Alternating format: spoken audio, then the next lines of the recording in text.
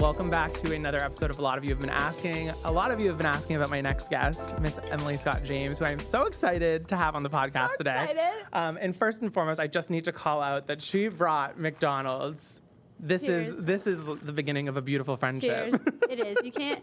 I'm a McDonald's gal. Yeah, I mean, us New Englanders, we love our fast food. We love you love a Dunkin' moment. I know. Do love we a have Dunkin' to talk moment. about Dunkin'. But I love a Mary Lou's moment. I know Dunkin', Mary Lou's. We have McDonald's. There's just no shortage of drive-throughs in beverages. No, there's in not. Boston. I have to take a sip. You can't beat a Diet Coke. You can't beat a Diet Coke. No, You're you a Coke, can't. though. I'm a regular Coke.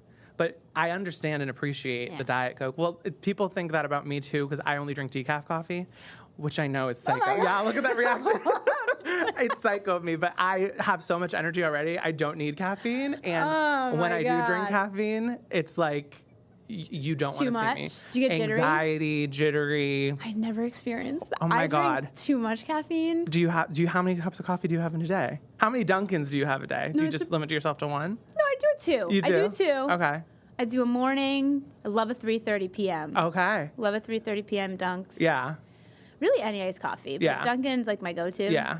And then like I'll have a Diet Coke at like 9:30 p.m. See, I can do that too. And people always shit on me. They're like, you say you can't have caffeine, but you have a Coke at like 9 p.m. and there's caffeine in it. And I'm like, it's not real. It's not real. It's all fake. It doesn't really matter.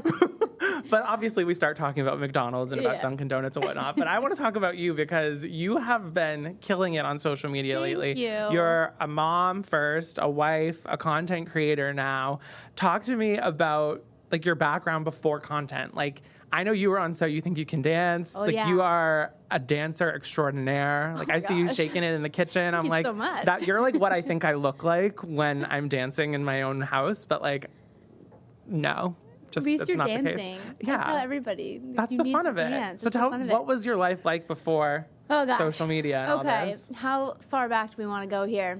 Bring me to the beginning. Like where you grew up in New England. I was born in 1992. I'm just kidding. I'll take you way back. I'll bring you way back. Yes, I grew up in Rhode Island, which I'm now living there again, my hometown. Isn't it crazy we never think we'd go back and then we do? No, you know what's so funny though? I always wanted to go back and always dreamt of going back, but didn't think I would just because of work, where work was going to take me, work was going to take my husband, and there's not a ton of industry in Rhode Island outside of a few different markets and industries.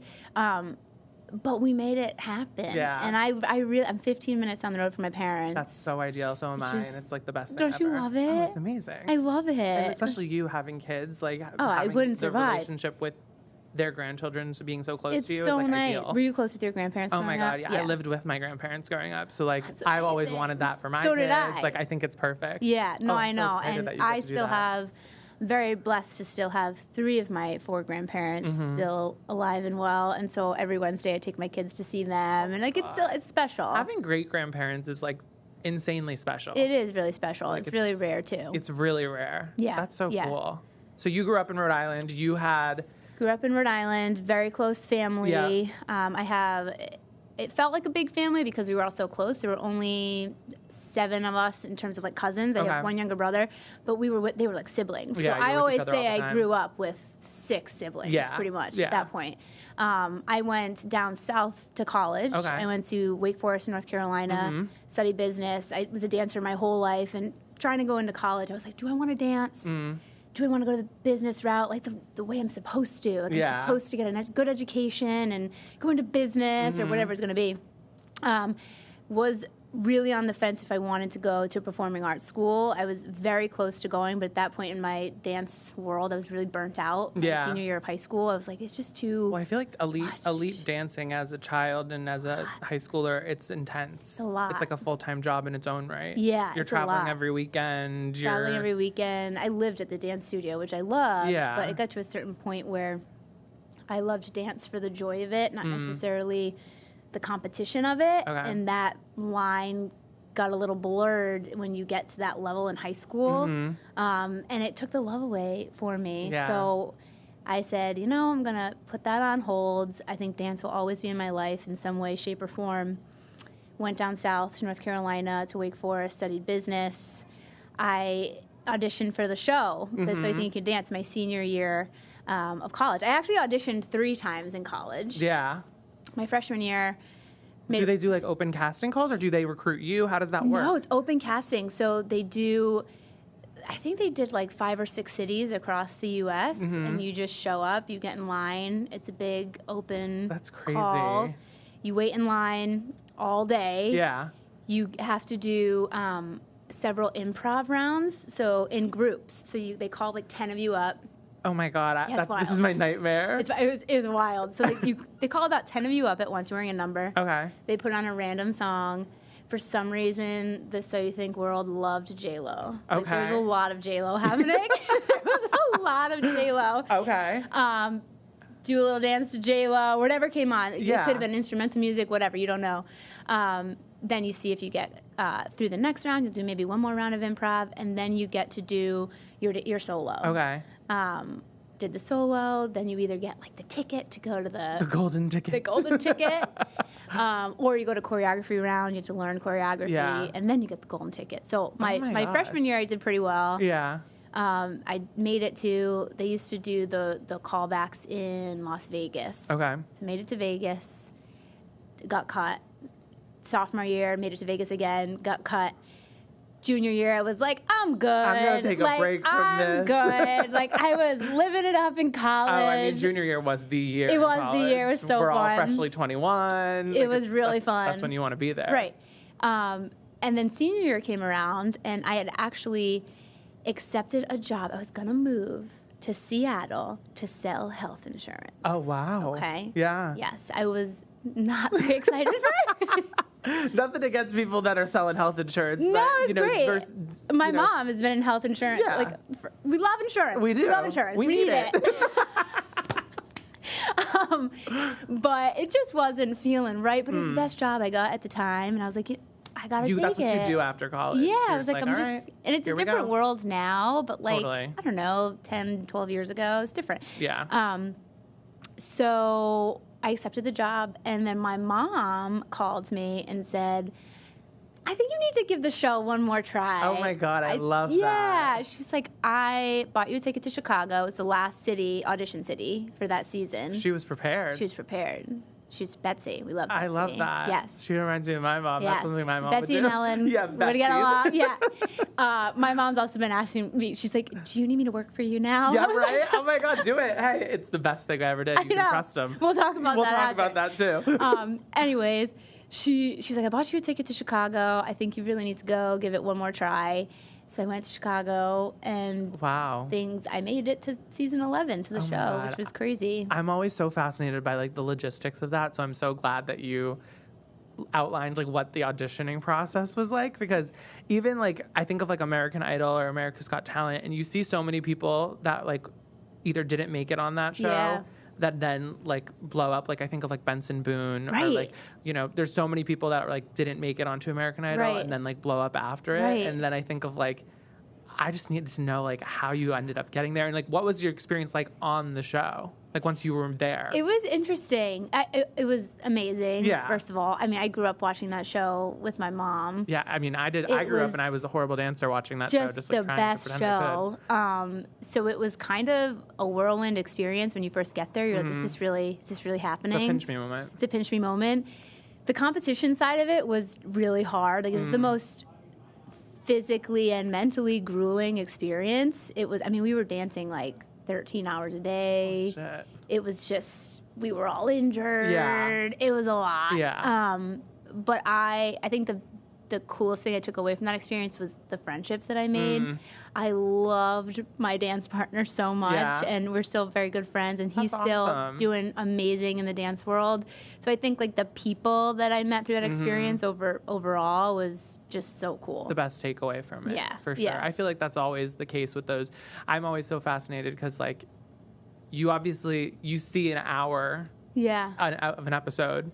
You are experiencing that 24/7 while you're on the show. It's a lot. It's good to know that you at least have like a community there, and like you're still in touch with those people and whatnot. Yeah, for sure. And the coolest thing that I loved the most was outside of because it's still a TV show, right? Like you still feel like there's some elements of it that are produced, right? Yeah, and there has to be entertainment value. Yeah, it's entertainment, right? So that was like, again, I felt like not the joy of the experience slipping away, but there were times where I would be very frustrated with like the production side of it versus like the dance world side of it. Totally. But we got to go on the national tour after, so we danced live. Oh, so you got to see like the whole country. That was the coolest thing. That is amazing. Yeah, so we lived on a tour bus for, I want to say like 5.5 months. Oh my gosh. 13 of us on one bus. That should have been a reality show. No, it really should have. But it was so fun. It was performing live. Yeah. And you got to, it was cool. And there's no greater thrill than that. Yeah. So I've heard.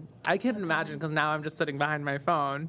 And now we get to do takes. Yeah. And like we get to do like yes and go. Right. And direct cut. Right. It's an adrenaline rush when you have an audience. Oh, I'm sure. I haven't had an audience. Now my audience is my kids. I know you have your kids now. That's your audience. Yeah. You go from So You Think You Can Dance to Motherhood. Well, there's some time in between there. So that's where we met. That's where we met. Yes. It is where we met. Yeah. So again, after the show, I moved to LA to pursue dance for a couple more years. But similar to my experience in high school, I lost the joy of it again. I was like, when it became my main source of income, I didn't love it as much anymore. And I was like, what's the point? Like, this is a really tough career, tough industry. If I'm not finding any joy in it, why am I still doing it? So, Hayden, here's where things get interesting. I decided to fall back on my degree in business, and I took a job in marketing for a medical device company. Okay. For their surgical spine division. Oh, my God. So I did that for the next 10 years. Oh, my God. Yeah. She's a multifaceted woman, ladies and gents. That's crazy. Yeah, so very different. Yeah, very. Very different. But... So what was that like? And where were you living? Were you in LA? So I moved back. That's what brought me back to the East Coast. Okay. Yeah, that's what brought me back to the East Coast. Wow. That's quite a pivot. It is quite a pivot. It was interesting. Yeah. I actually, you'll like this. So I was living in LA. We lived in a 3-bedroom apartment with 4 of us, and I raised my hand to live in the living room because it was cheaper rent. I was like, let me do that. I'll do it. Yeah, please. I'll do just it. Walk through my room. No wall, no door. Oh my God, I went to Joann Fabrics. And did you make one of those? It was see-through. It was burlap. What was the point of that? I'm dead. It was Honestly, I love that. It was so ugly. But that's what we did in our 20s. It was great. It was amazing.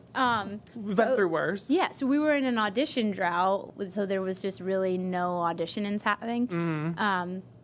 So I said, maybe try to go back to look for some different jobs and stuff. And at the time, because we were in an audition drought, I had so much free time on my hands that I was binge watching Grey's Anatomy for the first time. Incredible. Oh my God, the best show ever. And I was like, I'm inspired.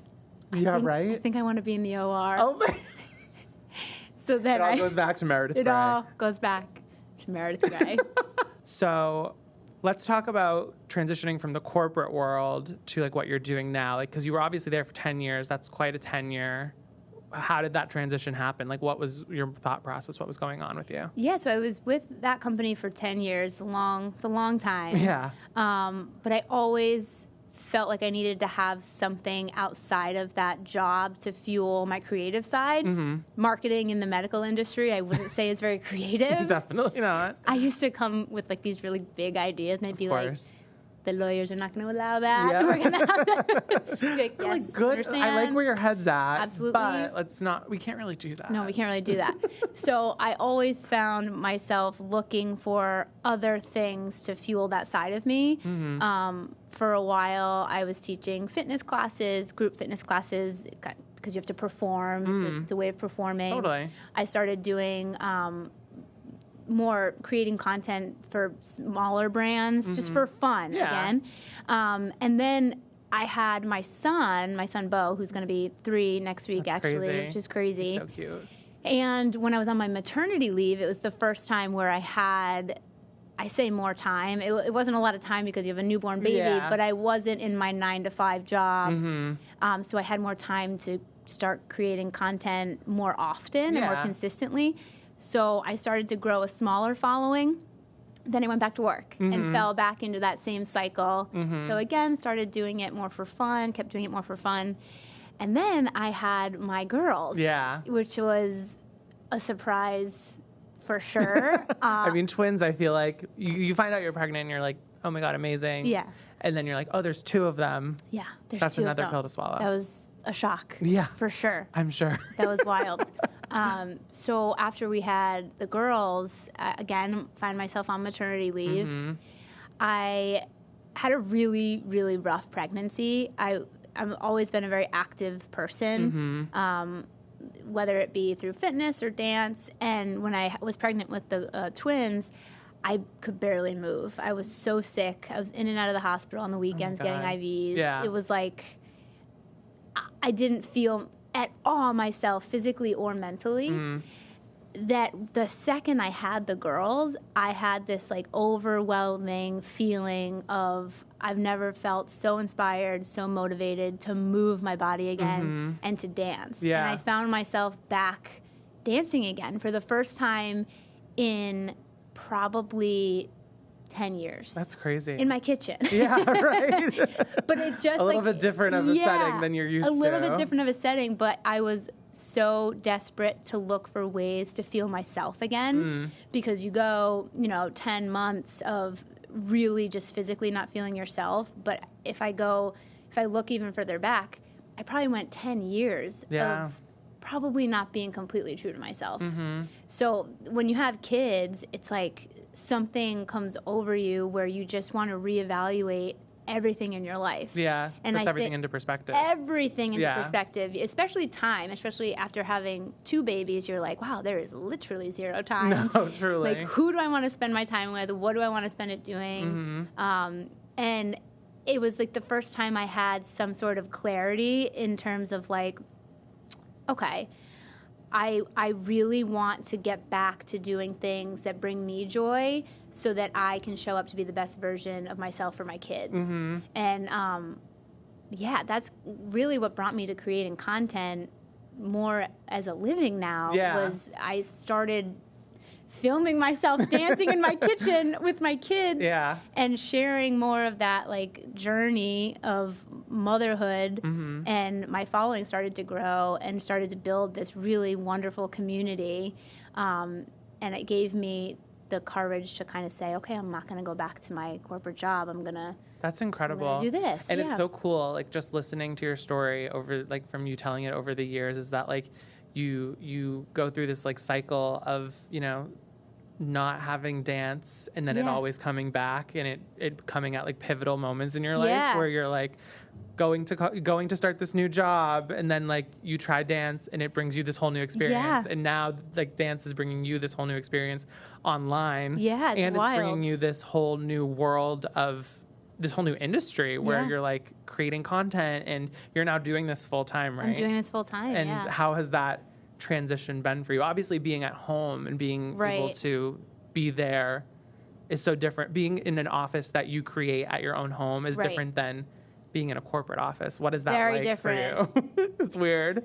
It's weird. I mean, I love it. Yeah, of course. I think one of the things that I'm still trying to navigate was I made the decision to stay at home with my kids, not go back to my corporate job, so I could be with them and raise them. And I'm still doing that, but I'm working. Like this is, and I think that's an interesting thing that a lot of people don't necessarily understand. Yeah, they don't. In this world, the back like, end of things. Yeah, like it's a lot of work. There's so much that goes into even you, like people that are listening or watching might see a sponsored post that you post and they think it's just like a 5-minute thing that you recorded and snap. Like there's so much back end work that goes into just that one thing, and that's just for a sponsored thing. All of the other content you're creating, your creators they're the editors, the directors, the writers. They're doing the whole thing, the whole shebang.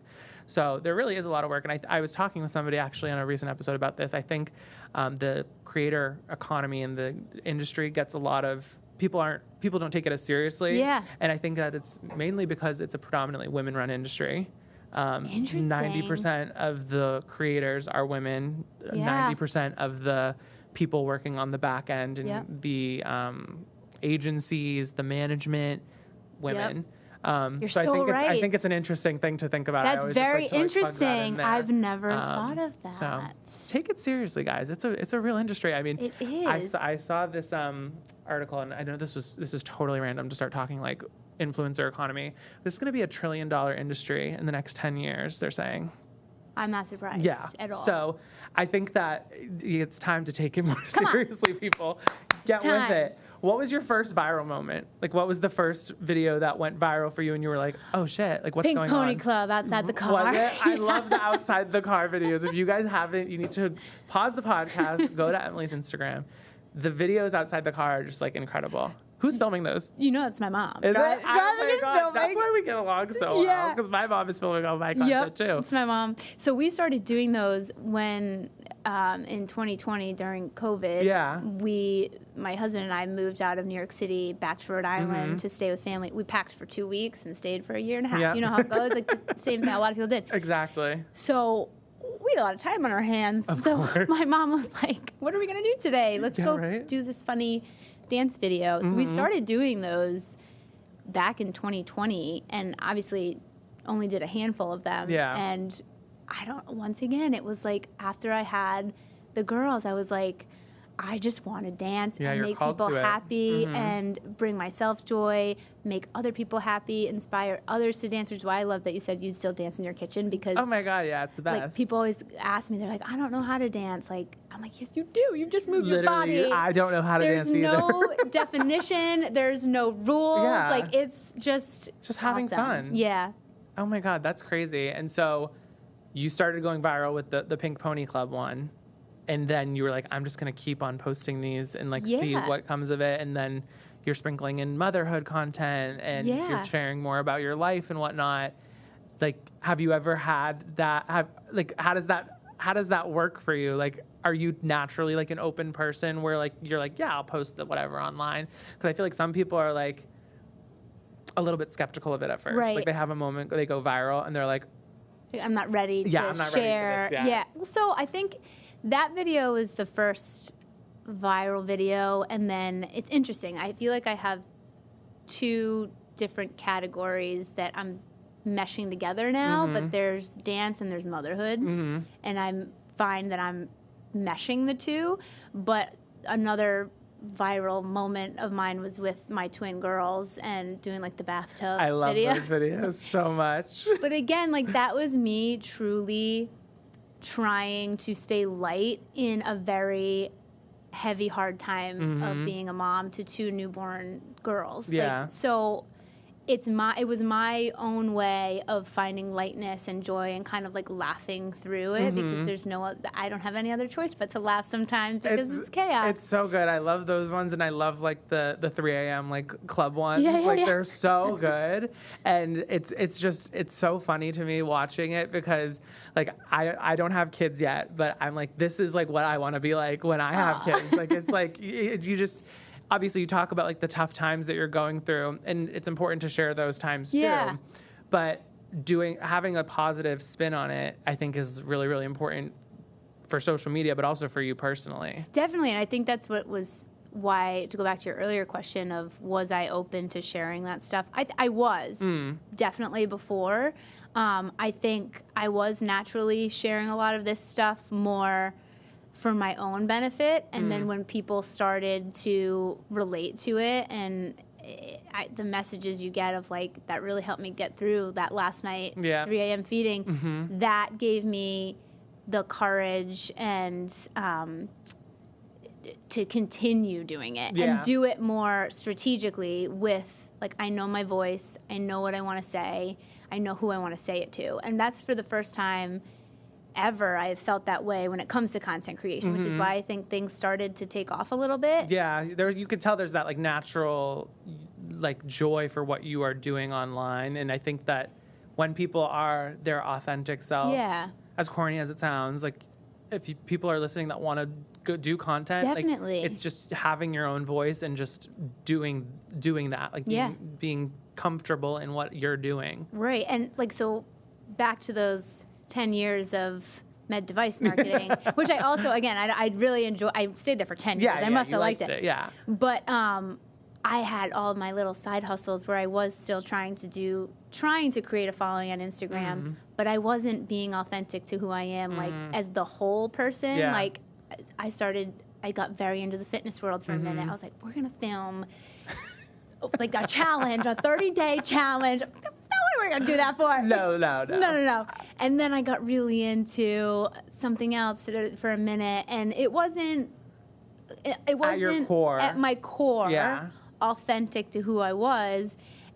And after I became a mom, it happened because again, when you become a parent, you just reevaluate everything in your life in terms of priority and like cut out all the bullshit. Yeah, you don't have the time for it. You don't have the time. No. You don't have the time. So it's so funny that you say that because I feel like I was doing the same thing. Like I was working corporate job, and then like I had Instagram and TikTok, whatever, as like a little side project, like a passion project. And the moment that I was like, you know what, I'm just gonna do whatever and be myself and make these funny videos. Like, who cares? And, like, who cares anymore? Like, I'm not making money off of this right now. Like, I might as well just throw everything at the wall and see what sticks. Yeah. And then you see what sticks, and then you just keep doing that stuff, and you're growing your audience. Yeah. And then people find other ways to relate to you, and they get more invested in your life. What is it like? Has it been like kind of, you've been growing really rapidly, I feel like, in the past few months. I feel like every time I look at your account, I'm like, oh, another thing went viral, or like, this one had 1 million views. Like, you're at like 500,000+ followers right now. Like, I always think of it in like the terms of like, since you're from New England, you'll get this. Like, my dad is like, Hayden, you could fill Gillette Stadium many times, and I'm like, that's fucking crazy. That is crazy when you think of it like that, because you do lose track of like the numbers and the analytics of it all. Like you once this becomes like your full-time thing, you're like, oh, only 100,000 people saw that. You're and so I'm like, right. That's I do that myself. I still do that myself. Yeah. But like also like 100,000 people saw that. Like, that's crazy. That's so cool. Mm-hmm. So it's more so just about like, for me, it's like reframing things a little bit. But what's it like now having that massive of an audience? It's kind of crazy. It's crazy. Like it's pretty wild. I'm happy.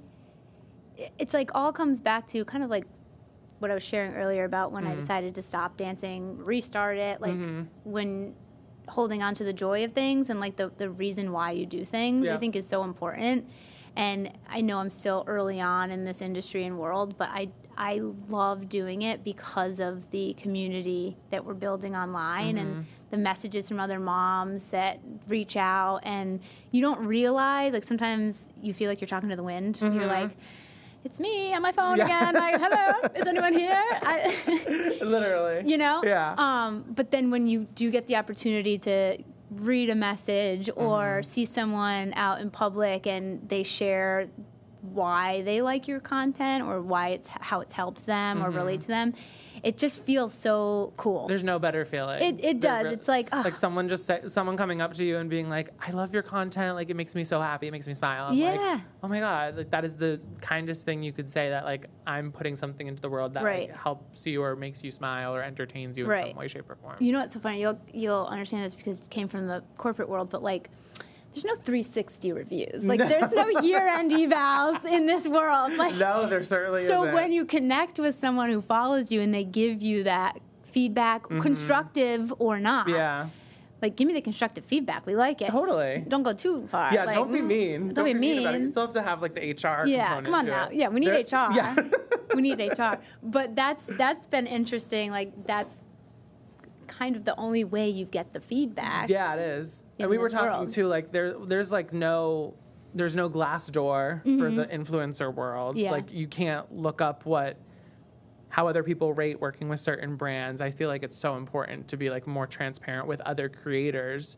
That's why I love having this podcast, like talking to other people, like getting their mindset, seeing how they operate and like the systems that they have, and also just like the brands they're working with and things like that. Like, what are some of like your favorite brands that you are currently working with right now? I feel like Dunkin's got to be up there for you. Dunkin', that was fun. So, that's a good one. So I had been posting Dunkin' videos for years. Okay, so much to the point where people would message me and be like, you're sponsored by them, right? Like you're an ambassador of some sort. No, I just really like Not it. yet. I don't know. It reminds me of home. Yeah, I think that's what it was. It is. Why I loved that brand so much was, so I went to school in North Carolina. Dunkin' was not really a thing there. Oh my God, that's so sad. So sad. There was one Dunkin', and I used to go. It's like totally not on the way to school to like class. I would go all the way. And I would out go of the all the way to that. No, but I would always be late for class. I'm like, well, I had to go to Dunkin'. It was necessary. It was necessary. Dunkin' was fun. I really love the like athletic brands too, like Athleta. I just did one with Noble, which was really cool. Because they're local, right? They're local, which is why I thought it was nice to connect with some local brands. Athleta was a fun one because I genuinely love that brand. That's the coolest part of this job is like really getting to work with brands that you have already been a fan of for years and years. So, I mean, I remember one of my first brand deals was with McDonald's, and I like literally keeled over. Like I would have done it for free. I was like, yeah, just send me a gift card. 100%. We know it'll get used. Clearly. Duh. The best. Lipstick on my straw. But I'm also curious too, because I always like to ask creators, like, who do you like to follow, right? Like, what type of content do you consume? Like, is it mainly motherhood? Is it all over the place? Like, for me, like, I sometimes like go so far off of like my like niche per se of like what I'm consuming in content. Sometimes I'm on like, you know, the Sailing with Phoenix side of TikTok, and it's like a guy like going across the world in a sailboat. Other times I'm at like the tiki dog, the dog adoption story that's happening. Oh my gosh! Like, what is your guilty pleasure? It is kind of all over the place. Yeah. Obviously, like my algorithm picks up on the motherhood stuff. Totally. But I can't do the like. You're not gonna go to my page and see like the motherhood, like, here's what I packed in my kid's bento box today. And it's like perfectly chopped up and that stuff. It's just, I can't do it. Yeah. All the power to you if you can do it. No, I certainly wouldn't be able to do that. But I can't do it. Like, so that stuff, like, I don't like. You're like, I have to swipe away from that. I don't have time for this. Because I can't relate. I can't relate. I think a lot of dance content comes up on my page. A lot of comedy content comes up on my page because I do love humorous content. And pop culture. You know I love Bravo. I know. And fellow Bravo. Real Housewives of Rhode Island. Know. Guys, it's happening. It's happening. Are you going to be on it? No. Would you ever? Yeah, you might. I might have to think about that one, but I don't. You could dance in your intro card. No. You know, when they do the little thing, you could just be dancing on it. I have to think of my intro. No, Dancing my way into your hearts. Oh, gosh. Something like that. I love to watch reality TV. I don't know. Be on it. I don't think so. You had your moment on the stage and the shows. But you know what I would love to do? I'm like, oh, Andy Cohen, call me up if you need me to bartend on Watch What Happens Live. Literally dream. If you have the Rhode Island Housewives on and you need a Rhode Island local Andy to bartend. Right here. Honestly, I love that you're a fellow Bravo person. What's your favorite show on Bravo right now? Well, right now I don't have as much time to watch it as I would love. Yeah. That's what's been hard. I don't know how I'm gonna adjust to that. No, it's really hard. No, like I don't really. I've had a hard time like watching things consistently as of late. What is your all-time favorite show on Bravo though? Like if you had to pick one from like Roni. Yeah, OG Roni. Oh my, who's your favorite? In what way? Favorite in the way that you like them the most, and then favorite in the way that they're the best for the show. Because for me, favorite that's best for the show. Yeah.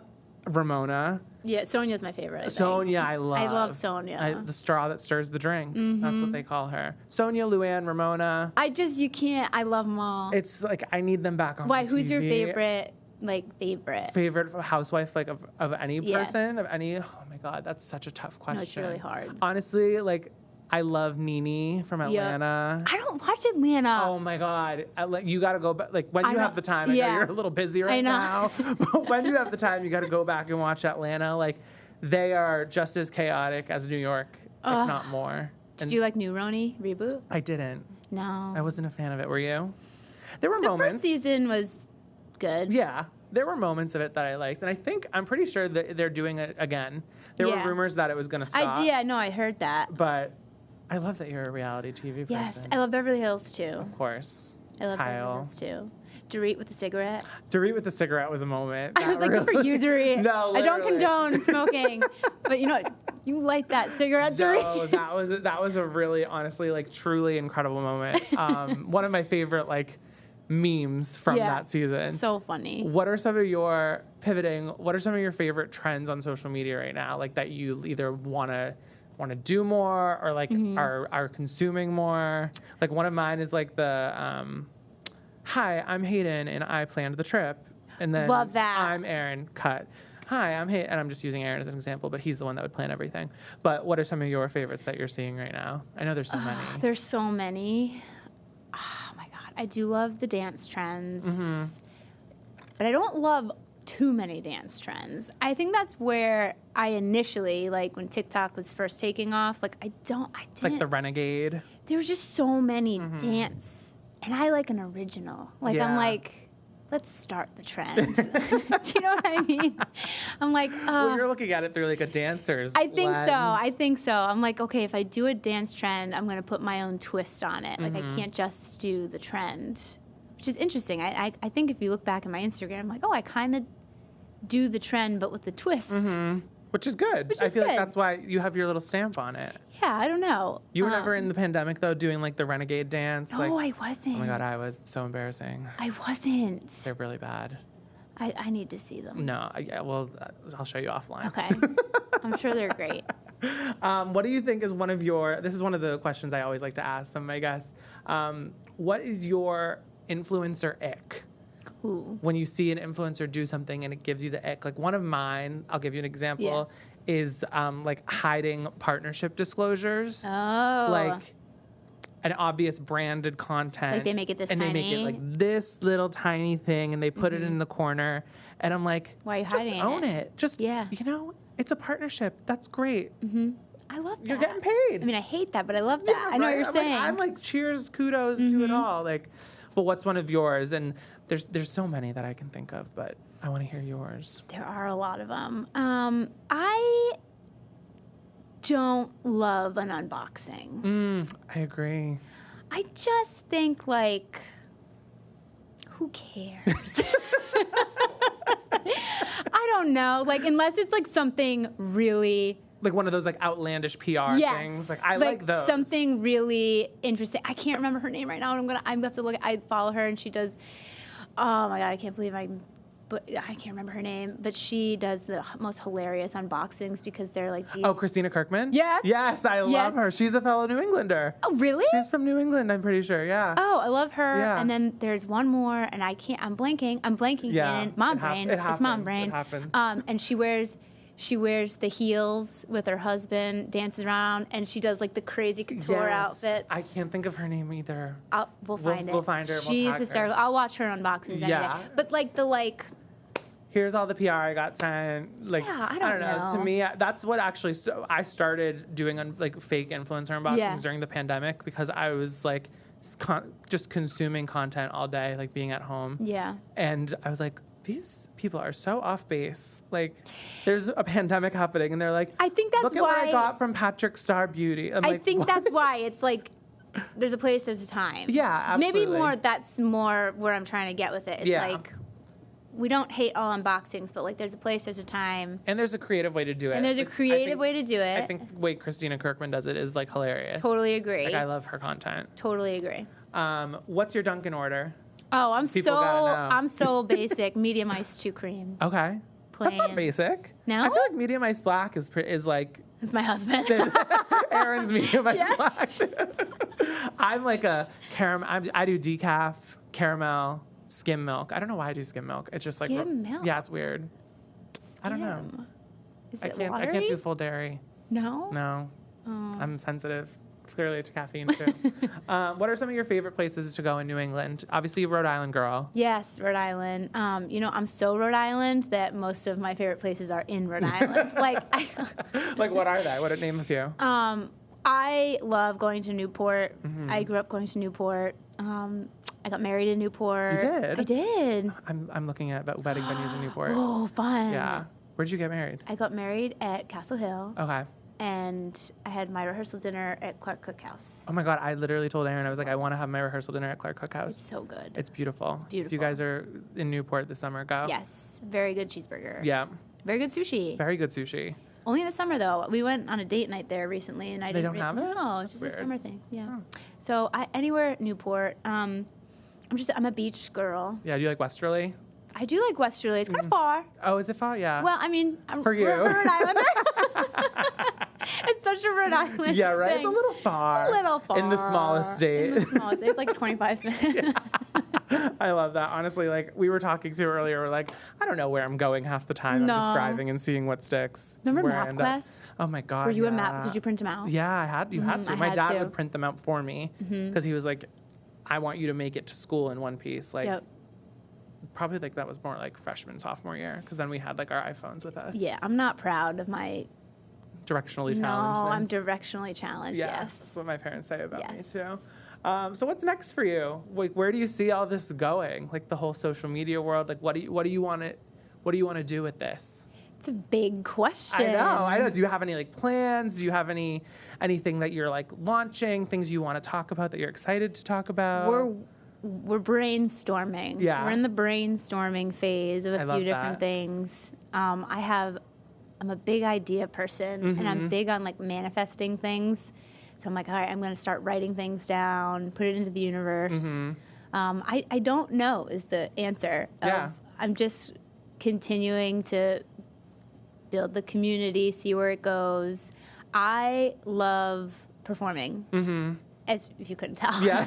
I don't know how yet, but I really have this strong urge to get back into some sort of performance, whether outside of just on like my Instagram. Yeah, right. You know what I mean? I don't know what that looks like. I have no idea, but I just have this feeling that like some way, somehow, dance will come back into my life in a bigger way. Yeah, I have that feeling too, based on your track record. I don't know. Like it's always coming back and and goes. something's I don't going. know. And I love it, and I think it's amazing. I'm so excited to continue to watch you grow and thrive and flourish, and I love your content I love consuming it. So I'm so Thank you. happy. Likewise. I'm so happy for all the things that you're doing. What a lot of aspiring content creators want to know, like, what's the one piece of advice? And I think we touched a little bit on like authenticity. What would be your one piece of advice to give to aspiring content creators or people that just want to share their life more on social media? Yeah. I mean, not to go back, it's the authenticity piece. I mean, but I say that with a side note. So when I was in my corporate job, I think for a long time I felt like I had to hide that side of myself because of it's a public forum. Like everyone has Instagram now. Like you don't want your boss I to don't see want my you boss doing to X, see Y, me. Z. Yes, my last boss, she was great. She followed me. She Yeah. was awesome. But like there were Yeah. there's a time, there's a place, and I felt for a long time I couldn't really dive headfirst into content creation because I was so afraid of what the people in the other side of my life were going to think, especially it's not a very creative industry. It's a surgical spine, like I'm talking to neurosurgeons, Yeah, you know what I mean? yeah. Like you just... When they Google your name when you're coming in for a meeting, they're gonna see. Yeah. So I think don't be afraid to just dive in. Like be authentic, but try to put them in the blinders. Like just dive in. And like try everything. Try Try it everything. all. Like see what sticks. Like what we were talking about earlier. And I do think there is such a component to posting on social media where you're like, it's like imposter syndrome. You're like, It is. I still get it. Like I'm like, who the hell cares about No, I me know. saying Happy Monday and like logging on and like talking It's about my true. week? It's but then I'm true. like, okay, people do, but like also like, am I like? It's just a weird like. No, you it double is. check yourself a lot. No, it is. So just don't do that. No. And I Yeah. always feel like if you have anyone in your life that has been consistently encouraging you to do it, because I have had several people for years were like, you should do this. Yeah, like, yeah. do it. like, quit the job, do it. Yeah. If you Full have throttle. that person in your life and they believe that much in you, like, you probably have something. Yeah, exactly. Like, I like that. That's true. you know? See who pours into you. Yeah. I love that. Yeah. Well, thank you so much for coming on the podcast. Thank you for having me. I could have chatted all day. I mean, I'm sure we're going to continue chatting even more. And maybe you'll come back on the podcast. You know, would love it. When all these big ideas are in manifestations are coming real, come promoted on the podcast. I'm excited to see where you go, what comes of it, and whatnot. And where can we follow you? Where can we find you? Where can we stalk you online? Yes, my Instagram is Emily Scott James. It's so funny. It's my full name, like my middle name. I'm like, I just stuck with it. Well, mine is Haters, and literally people come up to me and are like, Haters, is that your real name? I'm like, no, it's Hayden. But I wish maybe Haters would have been fun. And then TikTok, which I'm starting to build out TikTok. It's its own beast. It's its own beast. Yeah. Its own beast. Well, everyone go follow Emily there. Thank you guys for watching. A lot of you have been asking, listening, wherever you are, tuning in from. You guys can rate and review the podcast anywhere podcasts are available. I will see you guys next Tuesday. And thank you so much for being here.